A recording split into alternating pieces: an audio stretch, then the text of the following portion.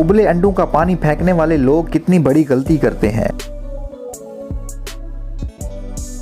जी हाँ नाजरीन, अगर आप उबले हुए अंडों का पानी फेंक देते हैं तो जान लीजिए आप गलती करते हैं, क्योंकि ये पानी न सिर्फ हमारी जल्द और बाल बल्कि घर में मौजूद पौधों के लिए भी इंतहाई फ़ायदेमंद होता है।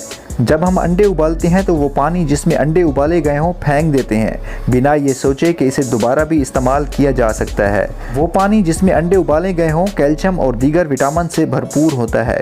अंडे उबालते वक्त इनमें से कुछ ज़रूरी विटामिन और कैल्शियम का इखराज होता है जो पानी में शामिल हो जाते हैं और यही आपको दर्ज झेल फ़ायदे फराहम करते हैं। अगर आप ये पानी पौधों में डालें तो ये आपके पौधों को वो ग़िज़ायत फराहम करने के लिए खाद की तरह काम करता है जिसकी उन्हें ज़िंदा रहने के लिए ज़रूरत है। अगर आपके पास खाद का ढेर जमा करने के लिए जगह या वक्त नहीं है तो ये एक बेहतरीन मुतबादिल है। इसके अलावा अगर आप उबले हुए अंडों के पानी में मेहंदी शामिल करके बालों में लगाएं तो ये ना सिर्फ मेहंदी